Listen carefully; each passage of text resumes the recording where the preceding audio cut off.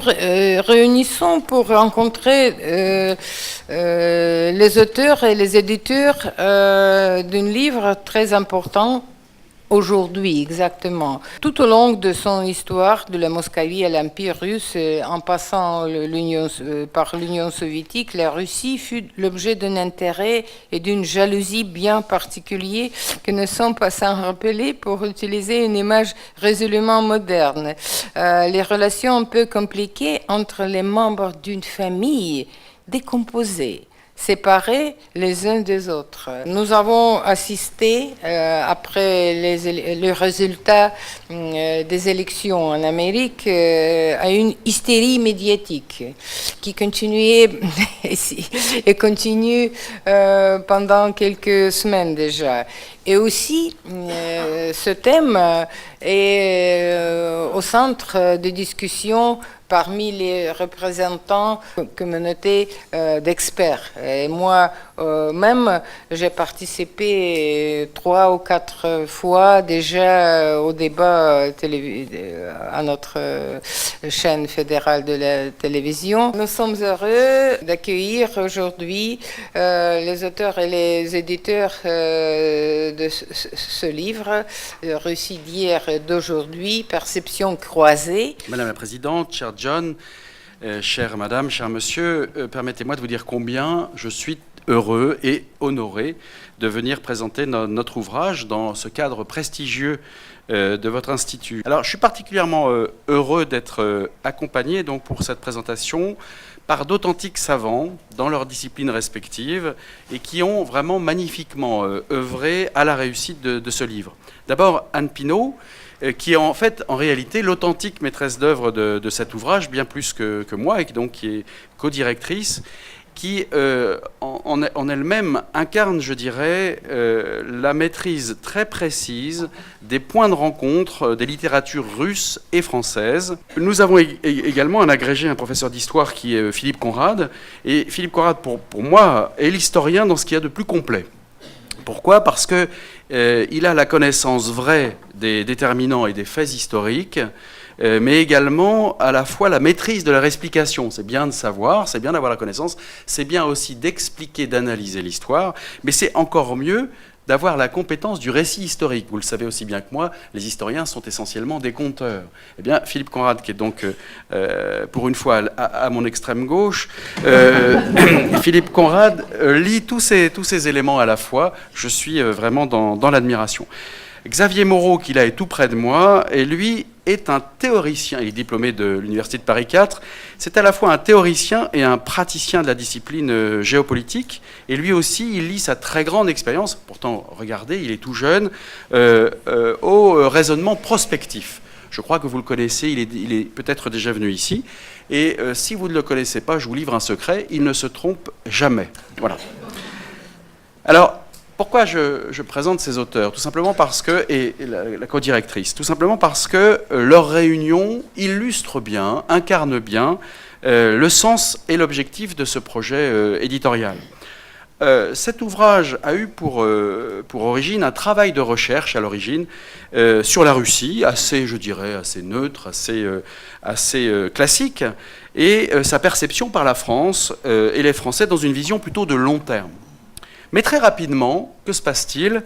À partir des premiers matériaux qui nous sont revenus, assez précis, assez spécialisés, et que nous avons recueillis, Anne et moi, auprès de nos auteurs, eh bien, il nous est apparu très rapidement qu'une constante s'imposait. Quelle était cette constante ? Eh bien, l'évidence d'une méconnaissance, voire d'une désinformation quasi systématique à propos de la Russie, très répandue chez la plupart de nos contemporains français, mais là j'imagine que vous le savez aussi bien que moi. Et c'était d'autant plus étrange, et ça aussi c'est une deuxième constante, je dirais, que les Français eh bien, portent consciemment ou inconsciemment une attention particulière et plutôt passionnelle pour la Russie. La démarche semblait nous s'imposer vraiment au regard de cette désinformation ambiante et constante sur la Russie dans notre pays. Et c'est ainsi que le beau projet, j'ose le dire, de cet ouvrage a pris cette forme unanimement acceptée par nos différents auteurs. Nous avons voulu rendre une dynamique pluridisciplinaire à notre travail. Un prisme liant l'histoire, la littérature, la géopolitique, les sciences politiques, la culture, la religion, l'actualité et la prospective géopolitique de la Russie dans un même ouvrage, qui réunit ainsi une vision d'ensemble et puis les tendances fortes de la société russe. Les liens de la littérature russe et de la littérature française sont relativement récents et pour cause, puisque la littérature russe elle-même est une chose plutôt récente. Dans la mesure où, au fond, c'est, comme chacun le sait, l'introduction de la culture européenne après Pierre le Grand, qui a petit à petit entraîné la Russie vers d'abord la création d'une langue littéraire, ce qui n'était pas non plus un outil dont les Russes disposaient véritablement jusqu'au XVIIIe siècle, et puis la création d'une littérature au sens où l'Europe moderne l'entend à la fin du XVIIIe ou au début du XIXe siècle. C'est-à-dire là où les Russes étaient tout entiers tournés vers la France en particulier, l'Europe en général, à la fin du XIXe, ce sont les Européens et les Français en particulier qui découvrent la littérature russe et qui restent absolument séduits par la littérature russe recèle, alors que la littérature française, sous l'influence du réalisme, du naturalisme, a progressivement évacué. Aujourd'hui, j'ai envie de dire que les échanges sont à la fois nombreux et en même temps probablement limités dans la mesure où finalement les littératures, qu'elles soient russes ou françaises, les littératures d'aujourd'hui sont confrontées à savoir, à interroger ce que l'on veut faire du monde de demain. Et la situation de la Russie et celle de la France aujourd'hui sont suffisamment proches sur ce point, en tout cas de civilisation, pour que à la fois les échanges soient réels et qu'en même temps, il n'y ait plus cette espèce d'émulation qu'il pouvait y avoir à faire avancer le débat, parce que justement, on défendait des points de vue, des conceptions différentes. Alors, dans le volume, naturellement, il n'était pas question de jouer les historiens et d'être conteur et de reprendre l'ensemble de tous les échanges qui ont nourri les relations de la littérature et de la culture russe depuis 2 siècles.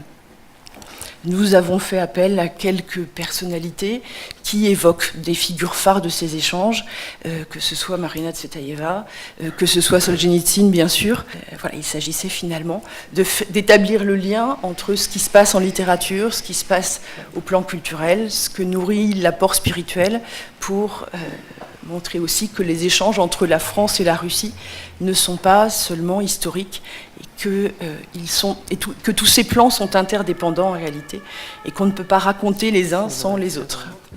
On m'a demandé d'évoquer pour vous la genèse de l'alliance franco-russe entre 1891 et 1894. C'est un sujet, vous le voyez, qui nous renvoie à une certaine actualité, celle des rapports entre la France et la Russie, qui font l'objet de beaucoup de débats ces derniers temps. Cette alliance franco-russe, elle n'avait rien d'évident a priori si l'on regarde le 19e siècle qui l'a précédé. Alexandre Ier avait été le vainqueur de Napoléon, avait été le promoteur d'une sainte alliance qui voulait empêcher en Europe toute nostalgie révolutionnaire venant de France. Les Français, de leur côté, s'étaient solidarisés avec les insurgés polonais, s'étaient coquinés avec les Anglais dans la guerre de Crimée de 1854-1856. Donc tout ça ne présentait pas des conditions très favorables pour un rapprochement entre les 2 pays. L'absolutisme de Nicolas Ier et celui de ses successeurs, après l'échec des tentatives de réforme du malheureux Alexandre II, allaient également dans le même sens. On le voit, l'alliance entre les 2 pays pouvait paraître tout à fait improbable. Pendant ce temps-là, l'Angleterre est dans son splendide isolement. La France, elle, se retrouve donc bien en peine de trouver un partenaire susceptible de lui permettre de remettre en cause l'ordre établi au lendemain de sa défaite. Cela dit, dans les années 1800, 1880, plus précisément dans les années 1886-89, il y a quand même une première tentative, une première esquisse de rapprochement entre Paris et Saint-Pétersbourg. La France est toujours isolée à ce moment. Elle l'est d'autant plus que le prurite nationaliste qui l'agite à l'époque du boulangisme inquiète beaucoup à Berlin.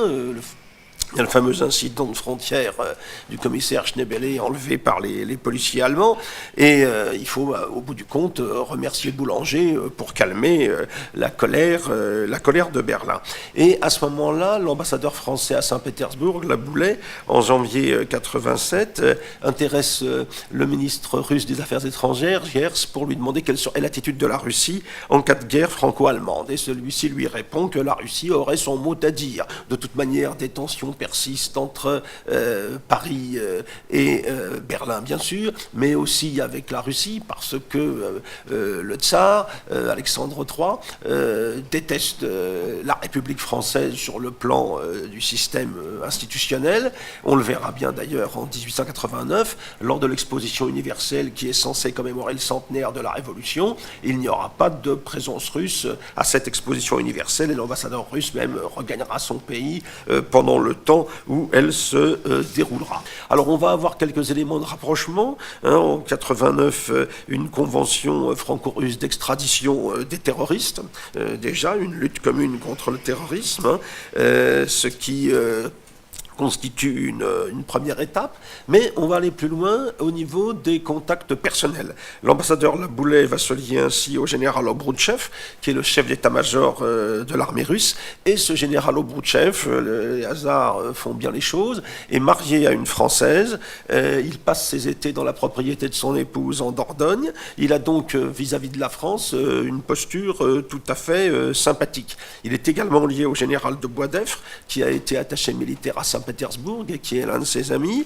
Ces relations personnelles vont en fait jouer un rôle important pour faire avancer les choses. Cela dit, Alexandre III a l'occasion de dire à l'ambassadeur que si l'Allemagne voulait s'en prendre à la France, eh bien la Russie ne la laisserait pas faire. Alors donc ça suscite encore quelques espoirs.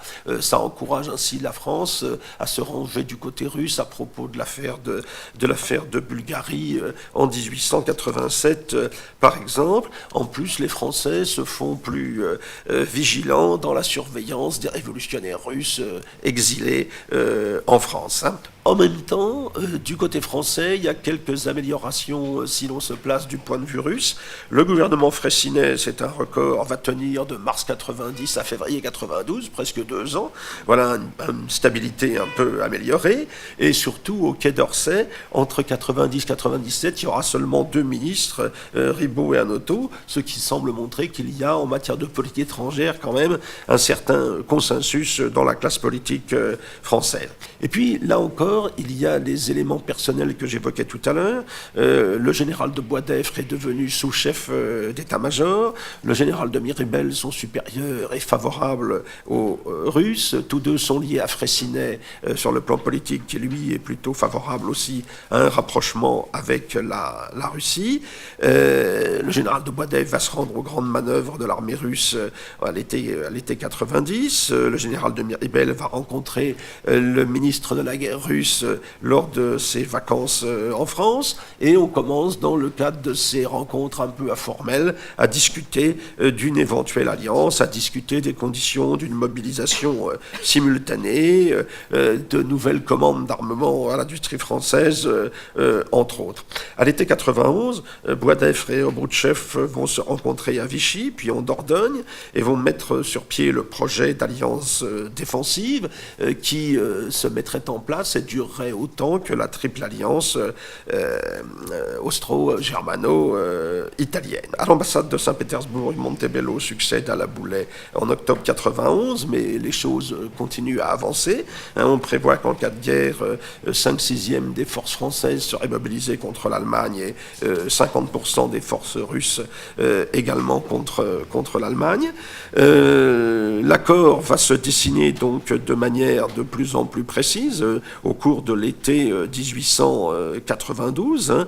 On prévoit que la Convention aura la même durée que la Triple Alliance du camp adverse, et en août 92, Boisdeffre et Obroutchev vont signer la fameuse convention dont la ratification va demander 16 mois, parce qu'on discute encore sur les conditions de la mobilisation générale. Il y a l'instabilité gouvernementale qui repart en France, avec la chute du cabinet Loubet en 92, on est en plein scandale de Panama, ça fait très mauvais genre du côté de Saint-Pétersbourg, et les réticences d'Alexandre III pour le régime républicain français persiste évidemment. Merci Natalia Alexeyevna, merci John pour m'inviter. Grâce à vous, je parcours le monde en faisant des conférences de Yuzhno-Sakhaline à Yalta en passant par Moscou et Paris.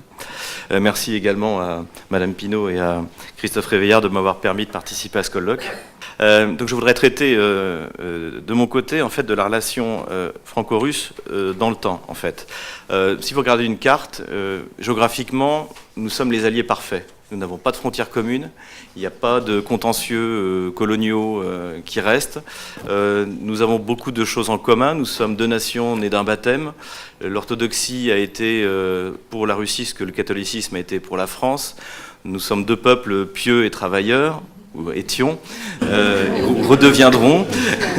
Donc en fait, nous avons toutes les raisons d'être des alliés éternels. Pourtant, ça n'a pas été le cas. L'histoire de la relation franco-russe a été agrémentée de grandes alliances et de guerres également. En fait, la première fois que la France expérimente de manière positive l'alliance russe, je dirais l'alliance de revers russe, c'est pendant la guerre de 7 ans. Vous savez que donc c'est une guerre qui a eu lieu, qui s'est déroulée donc à la deuxième moitié du XVIIIe siècle et qui a opposé la France et l'Angleterre, malheureusement. Voilà, non seulement sur le continent, mais également dans nos colonies. Et la France a essuyé au long de cette guerre plusieurs fois des revers face à l'Allemagne, face à la Prusse, pardon.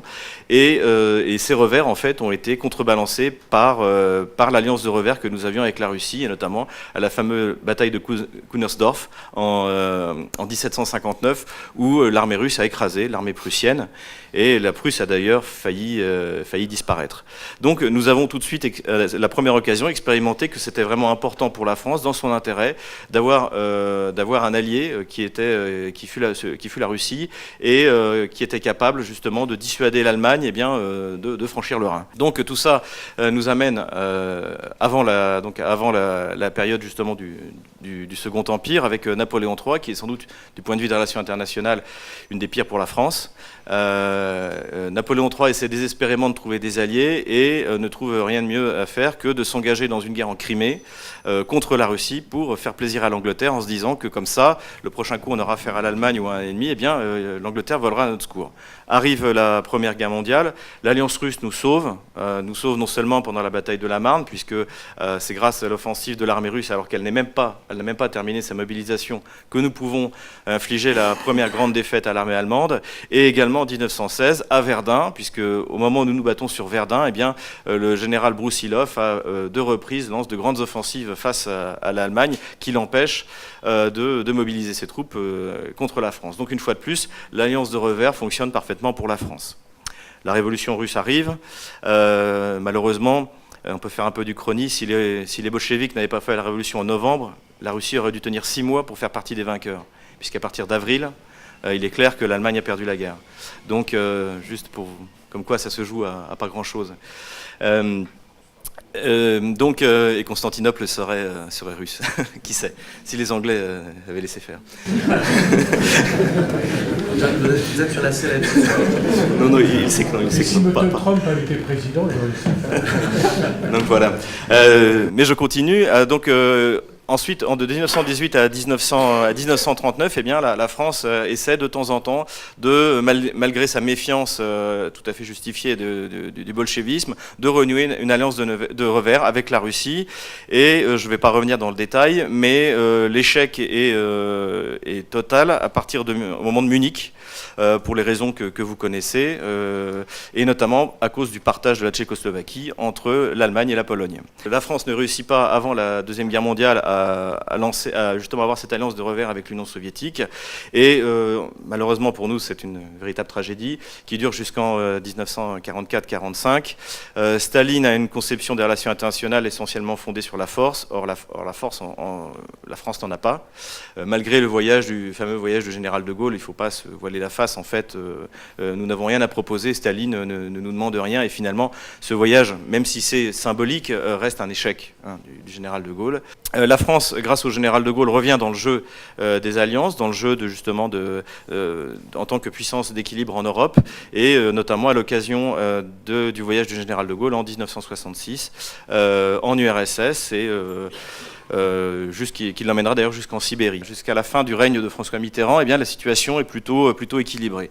Ce ne sera plus du tout le cas à partir de l'arrivée de Jacques Chirac au pouvoir, puisque on assiste à un alignement complet, notamment dans le cadre de la crise yougoslave, sur la politique américaine, qui va jusque même contre nos propres intérêts. Mais globalement, il n'y a pas de vision politique du côté français pour recréer une grande alliance, et il y a surtout cette perte de souveraineté qui est liée au projet européen, enfin d'Union européenne, qui fait que la France n'a jusqu'à aujourd'hui toujours pas retrouvé sa souveraineté en matière diplomatique.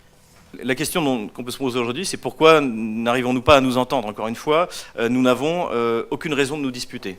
Donc il y a bien sûr ce que je viens d'évoquer, c'est le fait que nous sommes pris dans la superstructure de l'Union européenne, donc nous ne sommes pas capables de prendre des décisions dans notre propre intérêt, mais il y a également d'autres différences qui, à mon avis, font que les élites postmodernes françaises sont à l'opposé, de manière fondamentale et même, je dirais, quelquefois rageuse et haineuse, des élites russes. Cette opposition, on la voit notamment dans la souveraineté politique. Autant la France, les élites françaises considèrent qu'il est désormais, dans le sens de l'histoire, d'abandonner petit à petit sa souveraineté politique, militaire, pour des structures supranationales, autant la Russie est dans le chemin inverse. Lorsque j'ai écrit mon texte, eh bien, la Russie venait justement de prendre une loi qui disait que la Cour internationale de la Haye ne pouvait imposer ses décisions si elles allaient contre les lois russes, et récemment, la Russie vient tout simplement de se retirer de la Cour pénale internationale. Donc je pense que c'est un mouvement qui devrait continuer, où la Russie va prendre de plus en plus ses distances vis-à-vis de ces organes internationaux qui de toute manière sont corrompus et prennent des décisions systématiquement politisées, jusque dans le sport. C'est-à-dire, on ne va pas rentrer dans le détail, mais le comité antidoping basé au Canada, dans un pays où la corruption, comme aux États-Unis et l'Union européenne, est institutionnelle, évidemment que la Russie ne peut pas tolérer ça. Il y a également, à mon avis, des différences de conception, je dirais, presque philosophiques, et notamment sur la définition de la démocratie. Pour les Russes, pour la population russe, si vous demandez à un Russe qu'est-ce que c'est que la démocratie, il va dire c'est l'élection. C'est-à-dire que la démocratie est un régime dans lequel on choisit par le vote son président, son parlement, ses institutions, etc., etc. Or, en Occident, et en France en particulier, la démocratie, c'est pas ça aujourd'hui, ce sont les valeurs démocratiques. On a de la chance avec les Russes, c'est que contrairement aux postmodernes, ils connaissent le temps long. Et lorsque vous parlez avec les élites russes, alors j'espère que Natalia ne me contredira pas, eh bien, en gros, ce qu'ils attendent, c'est le sursaut. En plus, eux en ont connu un il y a 17 ans. Donc pourquoi est-ce que la France n'en aurait pas? C'est une vieille nation. C'est pas la première fois qu'on s'approche de toucher le fond. Pourquoi ça n'arriverait pas? Et donc finalement, les Russes, malgré les déclarations agressives, arrogantes de notre président, par exemple, savent très bien que François Hollande n'est pas la France. Que ce qui lie la France à la Russie est multicentenaire, et que les réactions du russe de base, c'est-à-dire alors quand est-ce que vous vous débarrassez de votre président et que vous redevenez la France du général de Gaulle? Alors, qui est le prochain général de Gaulle? Est-ce que c'est Marine Le Pen, etc., etc. Et je pense d'ailleurs, on a pu en voir un peu l'idée au moment des accords de Minsk. Les accords de Minsk, qu'est-ce que c'est? Eh bien, c'est l'Allemagne, la France, la Russie, donc les trois grandes puissances continentales. Malheureusement pas l'Angleterre, et je ne dis pas ça pour faire plaisir à John, mais c'est vrai que l'Angleterre doit aussi faire partie de ce système. Donc c'est en fait les trois grandes puissances continentales qui convoquent le troublion, c'est-à-dire l'Ukraine, et qui lui imposent, parce que c'est ça qui s'est passé, qui lui imposent la signature d'un texte, qui aujourd'hui fait référence. Personne ne nie la nécessité de respecter les accords de Minsk, même en Ukraine. Alors, les Ukrainiens font semblant de lire ce qui n'est pas écrit, mais globalement, la seule chose qui a marché en fait dans la résolution de la crise ukrainienne, eh bien, c'est ce moment où les trois puissances continentales européennes ont convoqué le troublion pour lui imposer un accord. Et ça, à mon avis, c'est peut-être l'idée de ce que pourrait être un système de sécurité en Europe. Donc, les Russes ont un système alternatif. Il est exposé par Dimitri Medvedev en 2010. Il a proposé, je crois, 12 propositions, et dans lequel il partait sur un principe qui, à mon avis, est essentiel, c'est-à-dire pourquoi est-ce que la sécurité de l'Europe concerne des pays non européens. En l'occurrence, la Turquie, le Canada et les États-Unis. Et ça, c'est une question intéressante et qui est parfaitement actuelle, puisqu'on l'a vu notamment quand il y a des vagues de migrants, parce que Washington a mis un feu et à sang la Syrie ou l'Ukraine. C'est pas pour les États-Unis. Les bateaux ne permettront pas de traverser l'Atlantique, d'accord ? Donc, en fait, nous avons remis notre sécurité entre les mains de puissances qui, en fait, n'ont pas du tout les mêmes intérêts que nous, Européens, et notamment pour ces problèmes de migrants et de terrorisme. Et c'est pour ça qu'à mon avis, il est aujourd'hui essentiel de sortir de l'OTAN. Et de recréer un système de sécurité qui, en plus, ne soit pas une alliance permanente. On parlait justement de la Première Guerre mondiale, mais en fait, tous les historiens sont d'accord qu'une des raisons du déclenchement de la Première Guerre mondiale, ce sont les alliances militaires automatiques. Et c'est ce que nous avons avec l'OTAN. Si, par exemple, demain, la Russie, l'Estonie, au hasard, accuse la Russie de l'avoir bombardée, eh bien, avec l'article 5, automatiquement, même si nous ne sommes pas tenus d'envoyer des troupes, même si nous ne sommes pas tenus même d'amener une aide quelconque, nous sommes de facto dans une alliance militaire contre la Russie. Et c'est la seule alliance de ce type dans le monde, avec ce principe d'automaticité. Donc il me paraît évident, et aller dans le sens de l'histoire justement, de sortir de ce système archaïque d'alliance militaire permanente. Je pense que le destin de la France et de la Russie sont étroitement liés. Je parlais donc de la création d'un nouveau système de sécurité en Europe. À mon avis, il doit être à la fois westphalien, c'est-à-dire qu'il faut se remettre à respecter la souveraineté des États. Il faut cesser de s'immiscer justement dans les affaires intérieures des États. Il faut reconnaître l'État-nation comme l'interlocuteur unique pour régler les problèmes internationaux. Et en même temps, il doit être viennois, c'est-à-dire que je considère qu'il faut revenir à un système où les grandes puissances européennes, c'est-à-dire aujourd'hui malheureusement l'Autriche-Hongrie n'existe plus, donc nous ne sommes plus que 4, c'est-à-dire l'Angleterre, la France, l'Allemagne et la Russie, se mettent d'accord pour prendre des décisions qui régler les problèmes européens. Et je peux vous dire que si ces 4 pays se mettent d'accord, par exemple pour régler les problèmes ukrainiens, l'Ukraine fera ce qu'on lui dira. Et la Pologne se tiendra tranquille. Donc voilà, c'est l'espoir que je fonde, et j'espère que le prochain président français va s'atteler à la tâche dès le mois de mai 2017. Je vous remercie. Nous, les Russes, pas seulement nous. Carl Schmitt a écrit les mêmes choses, que la démocratie, c'est un mécanisme, c'est un scrutin qui permet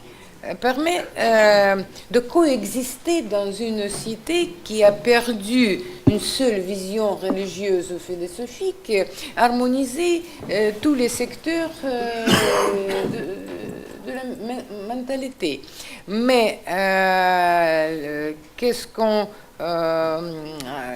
nomme aujourd'hui à Bruxelles les valeurs démocratiques? C'est des valeurs de libertarisme, mais pas ces philosophies, pas mécanisme.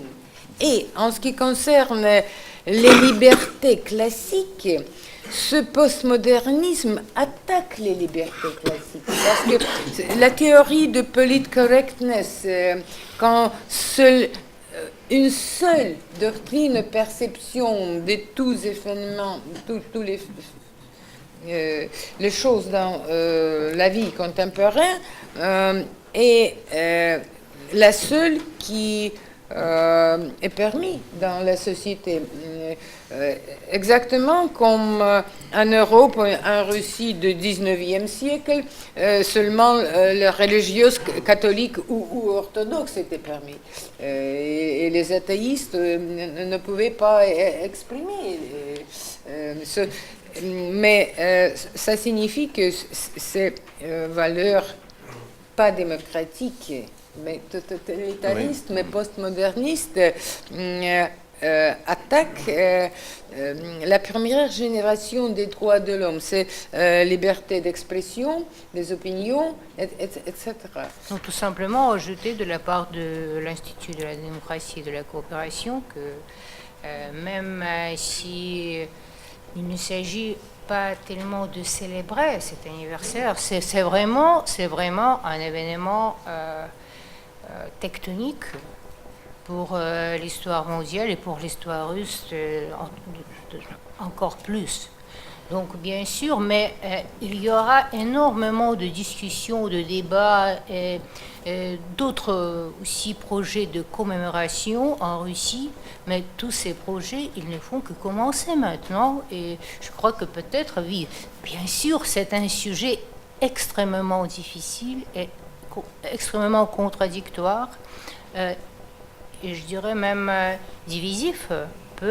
Pour les Russes est très sensible. C'est un sujet qui vraiment peut opposer et engendrer, faciliter beaucoup de conflits internes même. Et c'est vraiment un point le plus sensible de notre histoire relativement récente. Mais ce serait, je crois, absolument logique et normal si on revient à ce grand sujet tellement sensible ici dans ces murs, oui, mais il faut quand même attendre et accumuler, voilà, l'expérience, analyser l'expérience de tous ces débats qui ne font que commencer maintenant.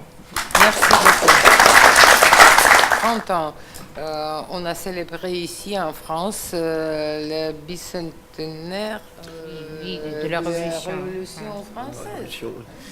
Et j'étais en Amérique travaillant pour l'ONU et notre père, l'académicien Narachnitzky, était le chef de la délégation des historiens russes pour soviétique, parce qu'il était spécialiste sur cette période, sur la politique étrangère des Jacobines. Et il était mort